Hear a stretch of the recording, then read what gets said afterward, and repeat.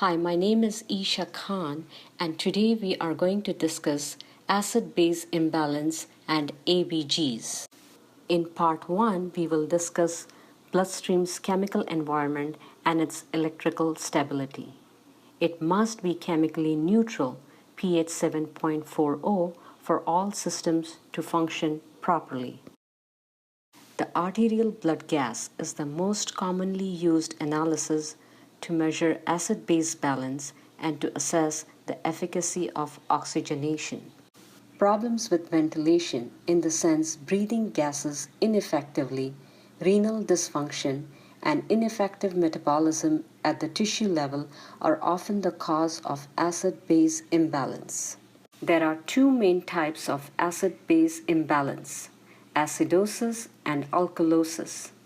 Kidneys and lungs work in tandem to maintain chemical neutrality, thereby helping the cells produce acid. When the kidneys fail to regulate metabolic acids, the hydrogen ions, the lungs must compensate. When the lungs fail to regulate carbon dioxide, the kidneys must compensate.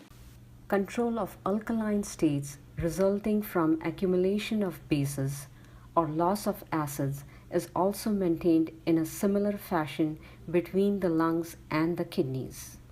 Arterial pH is an indirect measurement of carbon dioxide and hydrogen ion concentration, which reflects overall level of acid.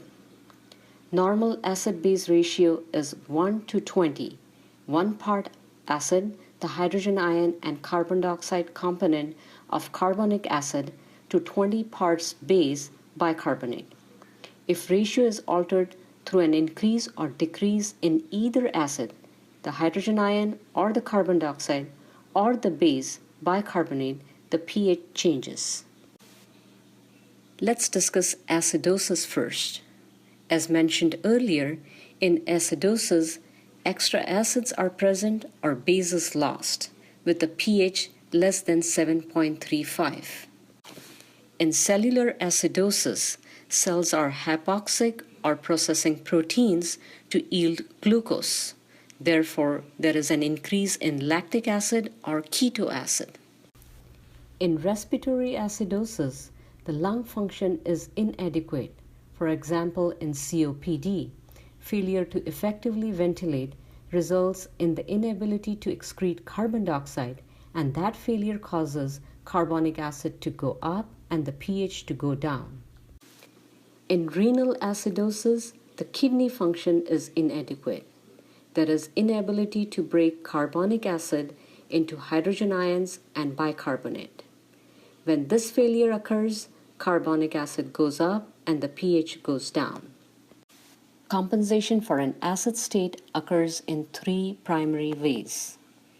First, there is plasma and cellular buffering using bicarbonate, proteins, intracellular electrolytes, and chloride to buffer hydrogen ions. Most common is the marriage of hydrogen ions to bicarbonate, which yields carbonic acid. What do the lungs do? They hyperventilate. Presence of increased carbonic acid stimulates hyperventilation response. This allows for blowing off more of the carbon dioxide component of carbonic acid. Kidneys. A functional kidney will utilize increased carbonic acid by breaking the carbonic acid into bicarbonate and hydrogen ions, excreting the hydrogen ions and retaining the bicarbonate. Now let's discuss alkalosis. What happens in alkalosis? Extra base is present or there is loss of acid with a pH greater than 7.45. Respiratory alkalosis. When hyperventilation is the primary problem, there is a very rapid removal of carbon dioxide, causing carbonic acid to go down and the pH to go up. Renal alkalosis. If the kidney function is overstimulated, for example with aggressive diuresing, there may be excessive loss of hydrogen ions, causing carbonic acid to go down and the pH to go up.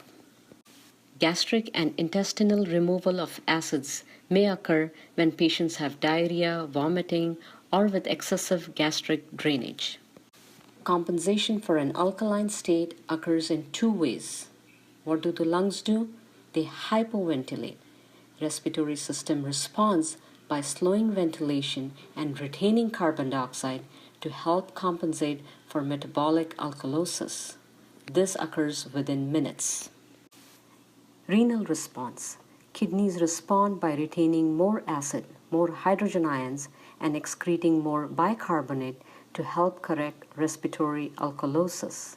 This response occurs within 4 to 48 hours. So with this brief on the chemical environment of the bloodstream, we will talk about how to analyze ABGs in the next video.